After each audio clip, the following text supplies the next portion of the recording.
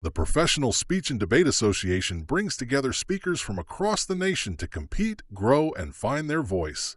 Ready to join the competition? Visit www.prosda.com to explore our tournaments and classes for adults. What's up? Oh, nothing much. Just here to host the spontaneous speech final round. All right. Well, in that case, first of all, I think the most important thing we need to do is give y'all a round of applause for making it to the spontaneous speech finals. So congratulations to y'all.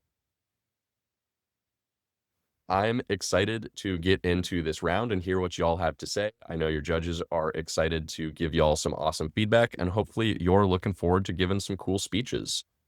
So speaking order wise, I'm looking at the postings, and June, I believe you are speaker one. Does that sound right to you and our judges? Awesome. Okay, well, let me grab your prompts. Just 1 second, please.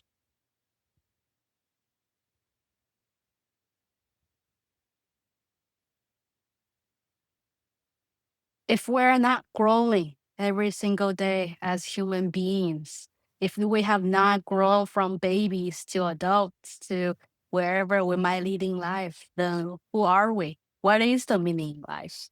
This is the question I ask myself every day. I'm someone who truly believes the growth mindset, and I try to embody it every day. Growth means to me that you should be better or strive to be better than where you started, than yesterday. It's these incremental efforts that help you to get wherever you want to go and help you to achieve your goals in life. To me, the lesson is growth is the journey we have in life. It's every day. It's not the destination. Growth is what we will want to strive to be. I have two examples. Both are deeply personal to illustrate how I think about growth. My first example is that growth is achieved step by step, incrementally. You have to adapt, but your path is clear. That is growth.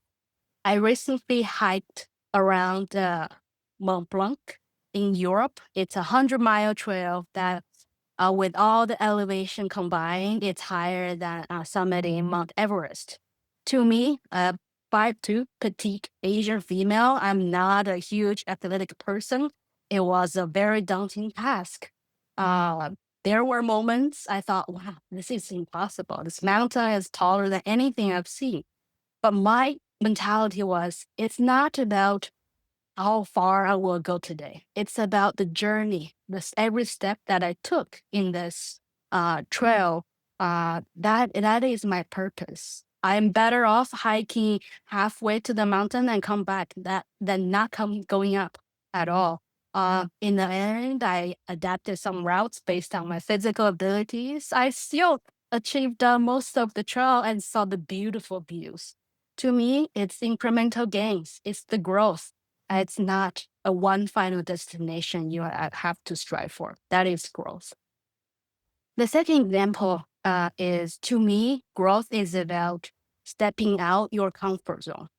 To me, I am an immigrant from China. I came to States about 13 years ago. English is not my first language, as you can probably tell. But attending this spontaneous speech debate tournament has been a super step outside my comfort zone so much. And truth to be told, I only attended PSDA about a month ago. So, but I want to say that in my personal example, the fact that I'm in this fight means that I've had tremendous growth over the past month or so. And the fact that I'm practicing, I'm making my repetitions, my iterations of the speech and learning from all the greats in this room, it is personal growth for me. It is stepping out my comfort zone. It is courage. These are all growth for me personally. Of course, I think there is a nuanced point that you can't be all pumped up, energetic, and think about growth every single day. And that is not the point. I think you can sleep on the couch, just enjoying some Netflix. That is fine. But the point is the direction that growth, it is the journey. It is not the destination. It's the fact that you have to go step by step. You can adapt if you are getting into tremendous difficulties. That's fine. And if you have to step out of your comfort zone, that counts as growth. And you might just enter something you've never imagined before, then going that way.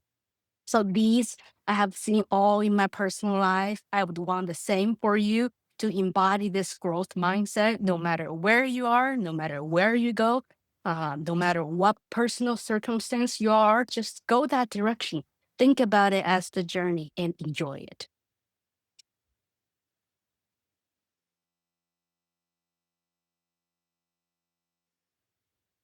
Campbell, I can say thank you now, right? Yeah, you can say it.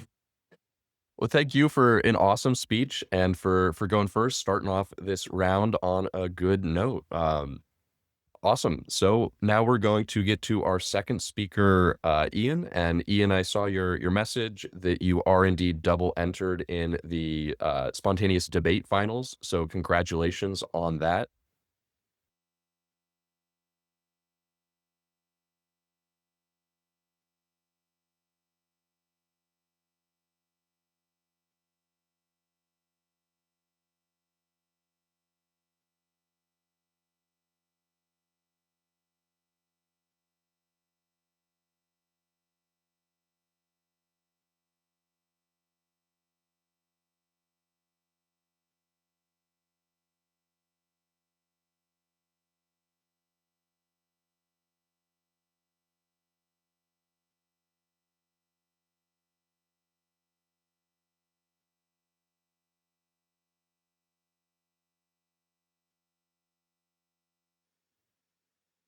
Judges all good?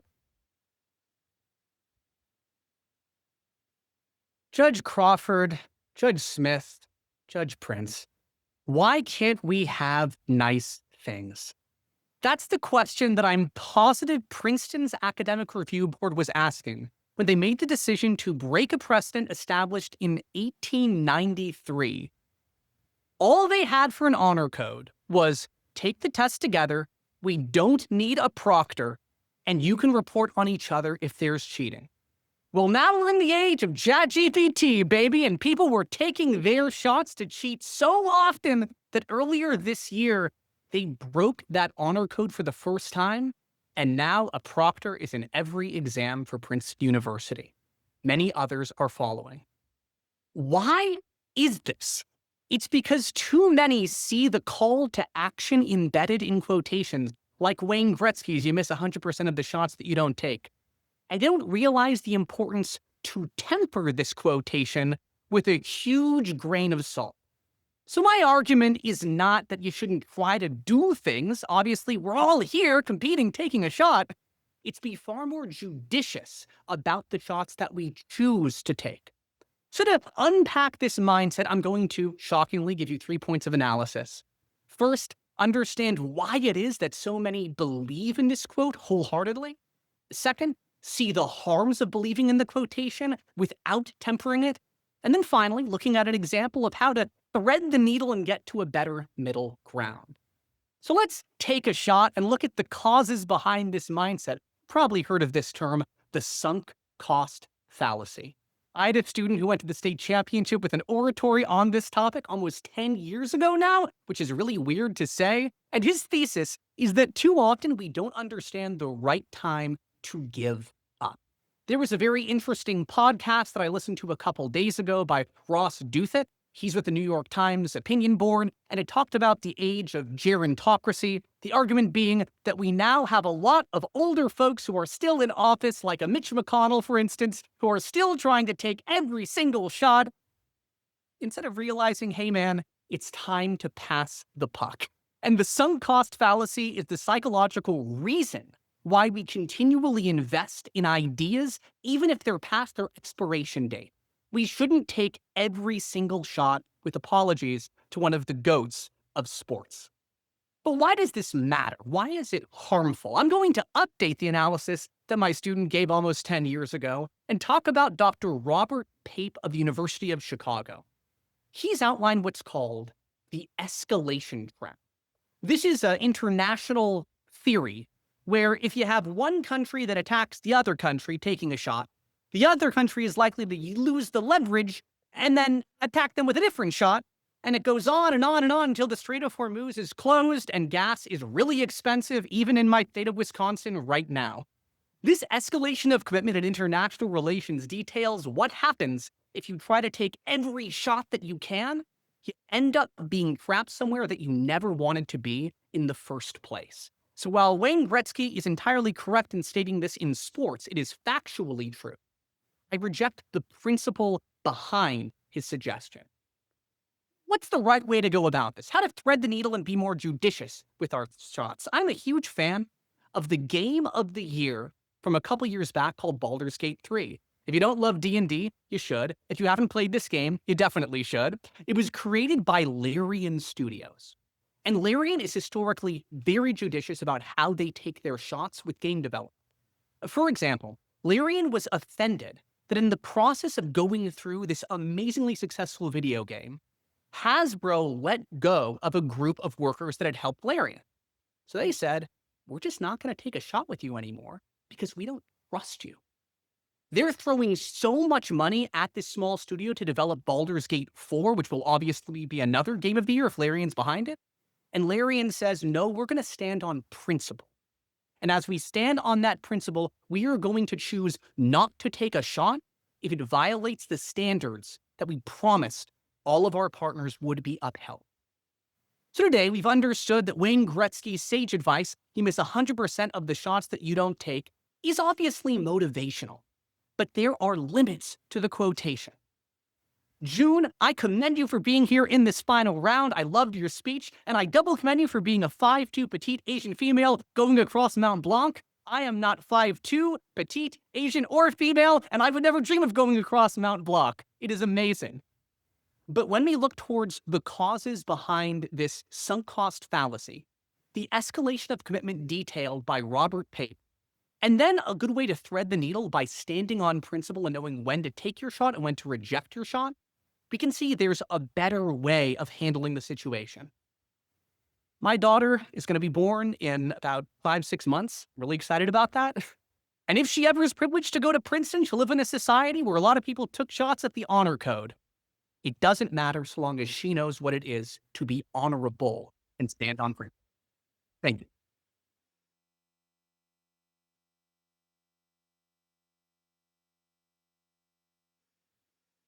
Well, thank you very much, Iain, for an awesome speech. So glad we got to hear from you, and I wish you luck with your daughter in the not-so-distant future. Awesome. All right. Next up is our third speaker, which I believe is Michael. Does that sound correct, Michael? Awesome. Okay. Well, I have the timer reset. I will go grab your prompts.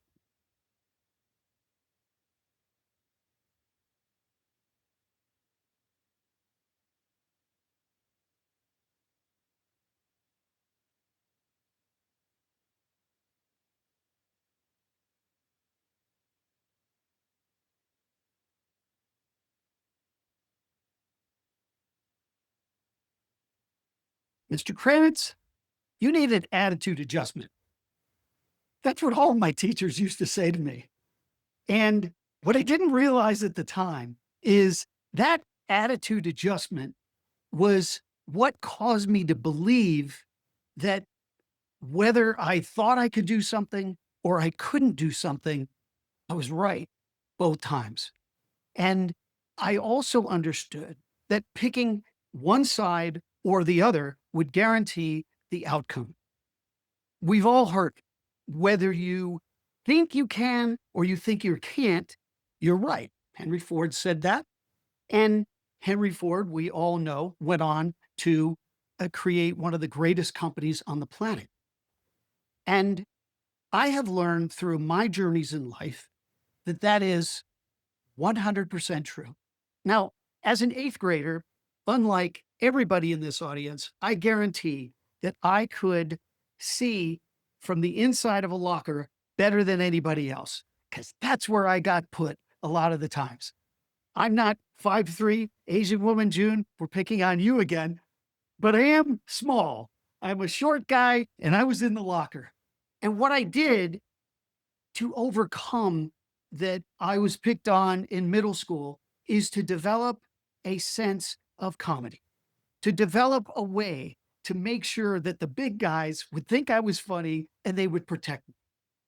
And it only took 10 years before I was on stage with a partner opening for Bob Hope at the University of Florida Gator Growl in 1980. I had taken adversity, and because I believed that I could change my fortunes, that turned into a part of my personality that still exists, a fight that still exists. I'll give you another example. It's 1987, and I'm a practicing lawyer, and I represent General Motors Acceptance Corp, one of the biggest financial leasing companies on the planet. And I go to lease a car, not a GM, but that's okay. I didn't tell anybody. And I went to lease the car, and I didn't know the first thing about auto leasing. And I was embarrassed. I thought to myself, how can I represent General Motors Acceptance Corp and not know anything about leasing? So what do you do when you're in that predicament? You write a book. I set out to write a book. My wife would ask me, why are you up at 3 a.m. writing a book? I don't know. I'm just compelled to write a book because I think I can. Now, that wasn't a hollow attempt to write a book. I spent a year and a half running around the city of Columbus, Ohio, gathering lease documents from every lessor in the United States and reading through every single contract and digesting every single contract and talking to auto leasing finance experts whenever I could, because I believed that I could change the situation that I saw when I went into the dealership. And namely, that was I couldn't find a book on leasing. I couldn't find anybody to explain it to me. So in deciding to do that, I became a national auto leasing expert. I wrote a book. I wrote software. I was on Fox on Money, MSN, Bloomberg. 2 years after I didn't know the first thing about leasing. Now, if someone had gone back and said, what are you doing, Kranitz? Why are you doing that? I might have stopped. I might have stopped if I thought I was a fool. But if you take the right side of that saying, whether you think you can or you can't, and you just dismiss the can't, you actually can. And the difference between that belief and the outcome is your execution, your effort. And motivation follows action. I tell my kids this all the time. And you don't have to believe you can do it when you start. You just have to start. And that sentiment, that drive has taken me from where I was in the inside of a locker to many, many entrepreneurial successes. The third of which being I left the law after 11 years and decided to go into a completely unrelated field of entrepreneurial software business development. And 7 exits later, I can tell you that everybody, including my father, who told me I was nuts to leave as a partner in a law firm and go do software, they're all wrong. That's not seeing around corners. That's not predicting the future. That's not being amazing. That's just simply believing that you can do something and then taking the next step and doing it. It's what gets you up the mountain, and it's what gets you back down when you're in trouble. So the takeaway for me, and I hope for you, is to understand that reinvention is possible. It is not only possible, it should be a daily exercise in your routine. Because whether or not you believe you can do something or you cannot do something, you are 100% right.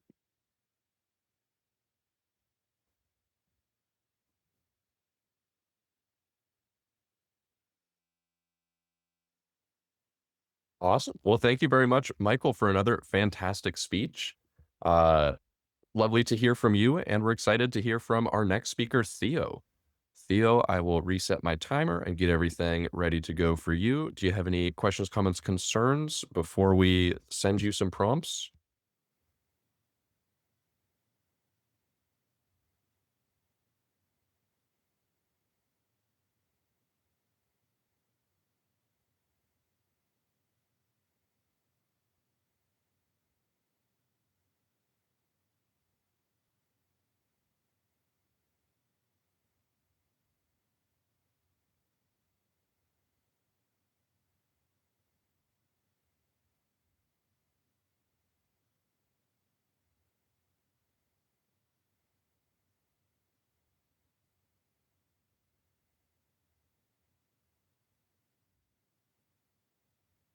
I'm a my dad says that I am not a New Yorker, which frustrates me because he watched me be born in Manhattan.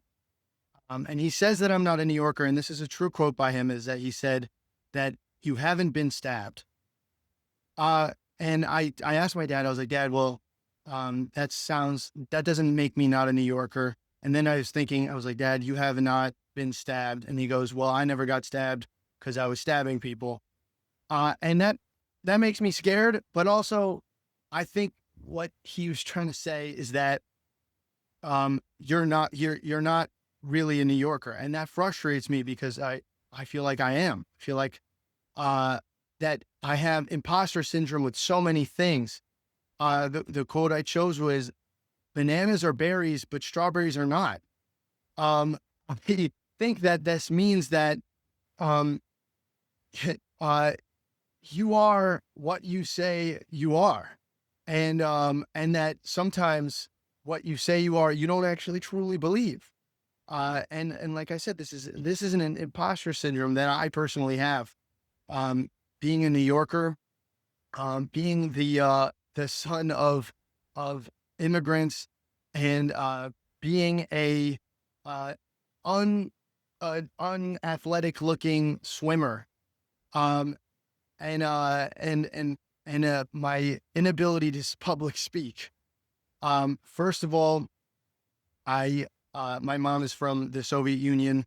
She's from Russia, and I noticed like a lot of immigrants would come to America that like I tried to join the kids whose parents were from other countries. That was like I thought that I could relate with them, but I found that I couldn't because their family, their struggle was that they would send money back home. That's what their parents would do. Their parents would make a lot of money here and send money back home.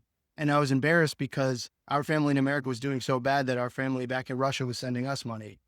And I felt like I was trying to join these people, but it wasn't the case. And, I wasn't able to do it. I ended up joining swimming team in high school. And I thought like, I in my head, I'm like, I look like Michael Phelps. But I think that other people decided I looked like the guy from Superbad, and I thought that I could change this by being a great swimmer. But no matter how well I did, the teasing intensified, and I ended up deciding I didn't want to be a swimmer anymore because I just felt like what I was trying to gain from this was community and not necessarily being the best at my sport. And so now I work at an after school, and I think I work as an after school teacher, and I think it's for me it's a positive. I get to sit in this classroom. I help the kids who don't pay attention well, and sometimes I'm in this middle school, and I actually I had to say it. I'm learning. I'm here. The teacher's going over, she's going over adjectives, and I'm like, you know what? I forgot my adjectives. And I'm sitting there, and the kids who are next to me, they're trying to look at me because they're confused. They're like, can you come on, help us out? And I'm like, dude, sometimes like, I don't know what's going on either. I'm like, yo, like, you have to ask. I can't ask because I think I'm going to get fired if I don't know the answer to adjectives. And, so so what's nice is that from this experience, I feel like I'm no longer an imposter. I'm with my peers, I'm with these kids who don't know adjectives. I'm like, man, I found my community finally. And so what I'm trying to say is that, you don't need to, like, I think you don't need to, necessarily like force finding a community. You don't need to become an athlete. You don't need to, find other people with similar circumstances as you. what you can do is just look around. And I think just being a vulnerable and honest person helps you become, helps you find your community. Thank you.